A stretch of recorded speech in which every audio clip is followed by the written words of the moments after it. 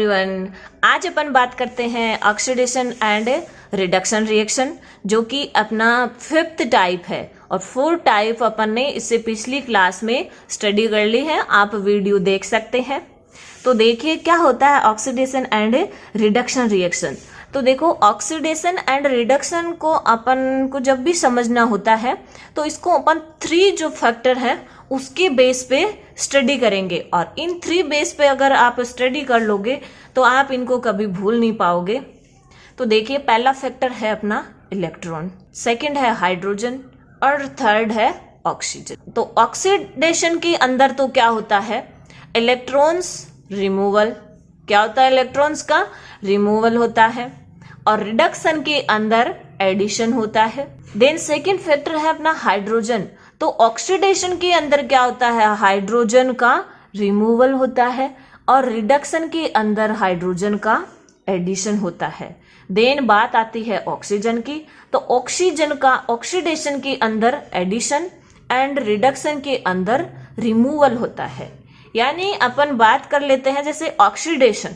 तो ऑक्सीडेशन यानी ऑक्सीजन का क्या हो रहा है, इसके अंदर एडिशन हो रहा है, ऑक्सीजन का एडिशन हो रहा है। तो ऑक्सीडेशन के अंदर ऑक्सीजन का एडिशन होता है और हाइड्रोजन और इलेक्ट्रॉन्स का रिमूवल होता है।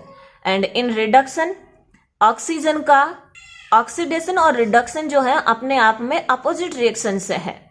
तो रिडक्शन के अंदर ऑक्सीजन का तो रिमूवल हो जाएगा एंड इलेक्ट्रॉन एंड हाइड्रोजन का एडिशन हो जाएगा। तो देखो, अपन डेफिनेशन देखते हैं। The addition of oxygen to substance and the removal of hydrogen from a substance. यानी किसी भी सब्सटेंस के अंदर जब ऑक्सीजन का एडिशन होता है और हाइड्रोजन का रिमूवल होता है किसी सब्सटेंस से, तो वो अपनी ऑक्सीडेशन रिएक्शंस होती हैं। देन बात आती है रिडक्शन की। तो the addition of hydrogen to substance and the removal of oxygen from a substance. तो रिडक्शन के अंदर किसी सब्सटेंस के अंदर तो हाइड्रोजन का एडिशन होता है या किसी सब्सटेंस से ऑक्सीजन का रिमूव होता है। फॉर एग्जाम्पल देखते हैं, तब अपन को अच्छे से समझ में आएगा। अपना एग्जाम्पल है 2Cu + O2 gives 2CuO। ये अपना कॉपर है, ये अपनी ऑक्सीजन गैस और ये कॉपर ऑक्साइड। तो देखो, इसके अंदर क्या हुआ है, कॉपर है, उसके साथ ऑक्सीजन ऐड हुई है, CuO है। इसके अंदर ये अलग अलग है, लेकिन रिएक्शन कंप्लीट होने के बाद में जुड़ गए, यानी CuO यानी ऑक्सीजन क्या हुआ है, कॉपर के साथ जुड़ गया है, ऐड हो गया है। तो ये अपनी रिएक्शन कौन सी हो जाएगी, ऑक्सीडेशन हो जाएगा। क्या हो जाएगा, ऑक्सीडेशन हो जाएगा। देन अपन बात करते हैं सेकंड एग्जांपल की। तो देखो, सेकंड एग्जांपल के अंदर क्या हो रहा है, CuO + H2, इसको अपन हीट दे रहे हैं तो कॉपर + H2O फॉर्म हो रहे हैं। तो देखो, इस रिएक्शन के अंदर क्या हो रहा है, अपना जो कॉपर ऑक्साइड है वो किस में चेंज हो रहा है, कॉपर में चेंज हो रहा है। यानी ऑक्सीजन का रिमूव हो रहा है, ऑक्सीजन रिमूव हो रही है। देन ये जो अपनी हाइड्रोजन गैस है, इससे क्या बन रहा है, H2O बन रहा है, ऑक्सीजन इसके साथ ऐड हो रही है, यानी ये क्या हो रहा है, ऑक्सीडेशन हो रहा है। तो देखो, ये हो गई अपना ऑक्सीडेशन रिएक्शन, H2 से H2O बन रहा है। देन CuO से, इससे ऑक्सीजन रिमूव हो रही है, तो ये अपनी रेडॉक्स रिएक्शन हो गई। और कोई भी रिएक्शन जिसके अंदर ऑक्सीडेशन और रिडक्शन दोनों साथ साथ होते हैं या एक ही रिएक्शन के अंदर होते हैं, वो अपनी होती है रेडॉक्स रिएक्शन। और ये अपने आप में बहुत इंपॉर्टेंट है आपके एग्जाम, व्यू ऑफ आपकी एग्जाम, आप इसको इंपॉर्टेंट लगा लीजिए। तो देखिए, अब अपन स्टडी करते हैं, डेफिनेशन देखते हैं रेडॉक्स रिएक्शन की।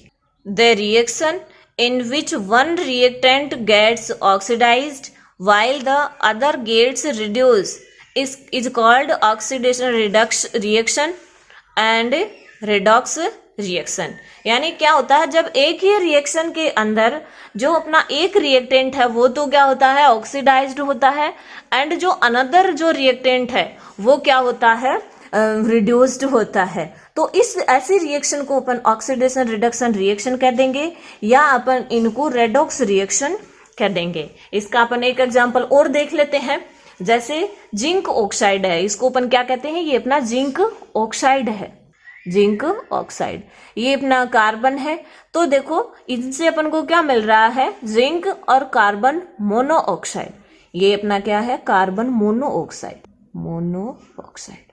तो देखो in this reaction ZNO convert into Zn and carbon convert into carbon monoxide. यानी कार्बन के साथ तो ऑक्सीजन ऐड हो रही है, और ऑक्सीजन ऐड होते ही अपन क्या कह देंगे, ऑक्सीडेशन रिएक्शन कह देंगे। देन इनके अंदर ZNO जिंक ऑक्साइड से ऑक्सीजन रिमूव हो रही है, और ऑक्सीजन रिमूव होते ही अपन क्या कह देंगे, रिडक्शन रिएक्शन। और ये दोनों एक ही रिएक्शन के अंदर हो रहे हैं, तो अपन इस रिएक्शन को कह देंगे रेडॉक्स रिएक्शन। यानी जब एक ही रिएक्शन के अंदर एक रिएक्टेंट ऑक्सीडाइज्ड होता है एंड दूसरा जो रिएक्टेंट है वो रिड्यूस्ड होता है, तो ऐसी रिएक्शंस को अपन रेडॉक्स रिएक्शन कहते हैं। अब अपन नंबर 6 पे बात करते हैं, एक्सोथर्मिक एंड एंडोथर्मिक रिएक्शन। तो देखो जो एक्सोथर्मिक एंड एंडोथर्मिक रिएक्शन है, इनको अपन टेम्परेचर बेस पे डिफाइन करेंगे। जैसे फर्स्टली अपन बात कर लेते हैं एक्सोथर्मिक।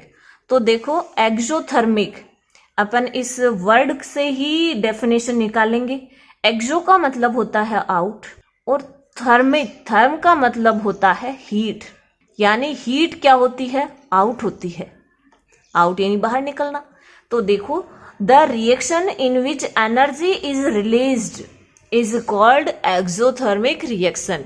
यानी ऐसी रिएक्शंस जिनसे एनर्जी क्या होती है, रिलीज होती है, और जब एनर्जी रिलीज होती है तो ऐसी रिएक्शंस को अपन कह देंगे exothermic reaction.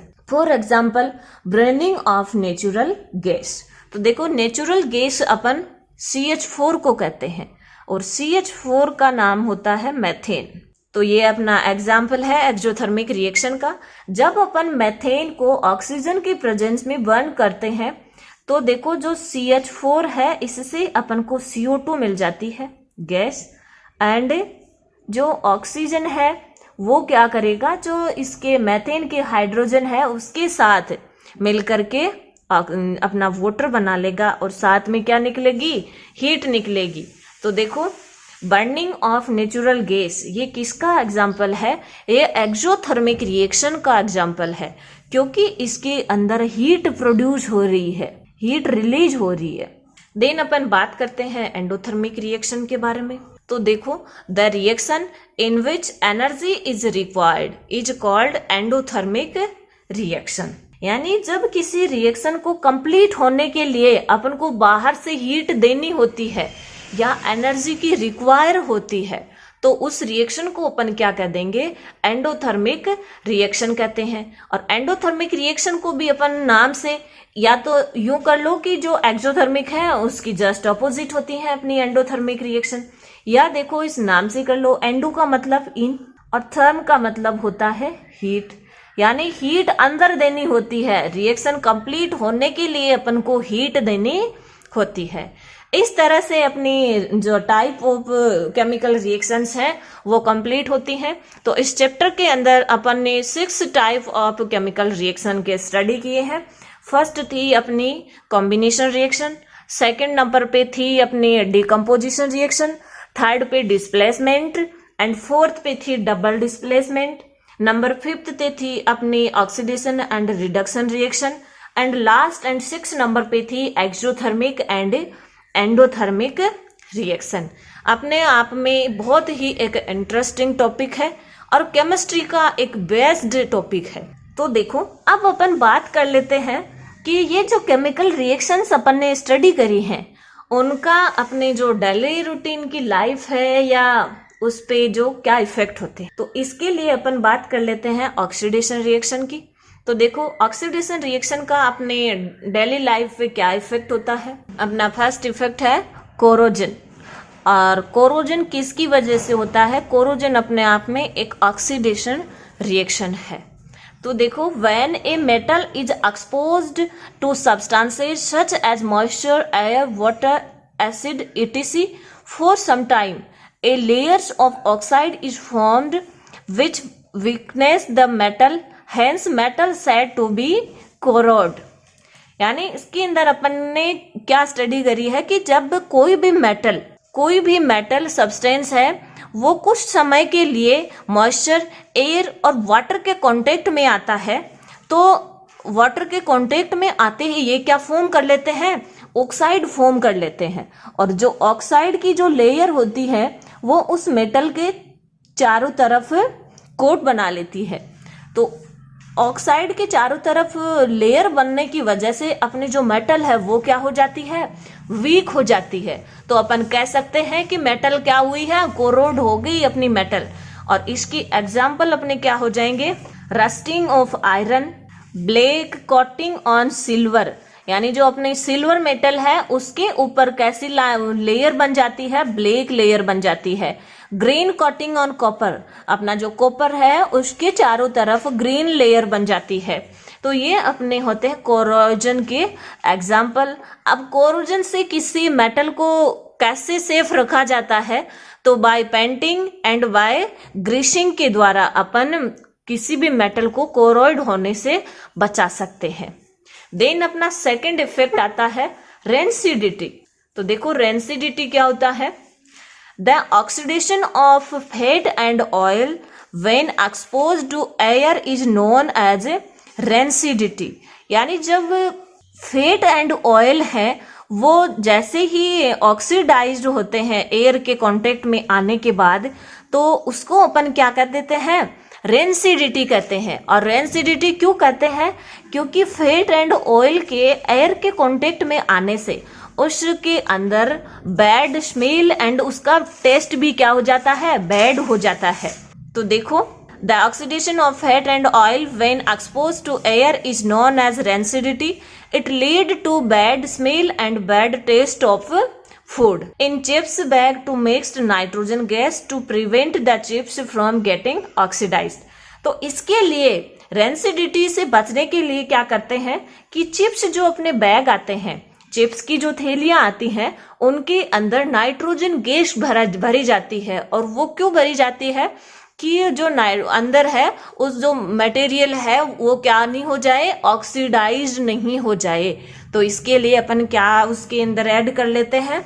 Nitrogen gas add करते हैं। तो ये अपने आप में एक क्वेश्चन हो गया कि चिप्स बैग के अंदर कौन सी गैस भरी जाती है? तो नाइट्रोजन गैस भरी जाती है। इस तरह से अपना first chapter chemical reaction and equations complete होता है। आप इसका होमवर्क कंप्लीट रखिए। देन अपन आगे की क्लास में मिलते हैं सेकंड चैप्टर्स के साथ। आप इसके क्वेश्चन आंसर सोल्व कीजिए। एंड अगर आपने चैनल को सब्सक्राइब नहीं किया है तो सब्सक्राइब जरूर कर दीजिए ताकि लेटेस्ट वीडियो का नोटिफिकेशन आपको मिलता रहे। Thanks for watching video.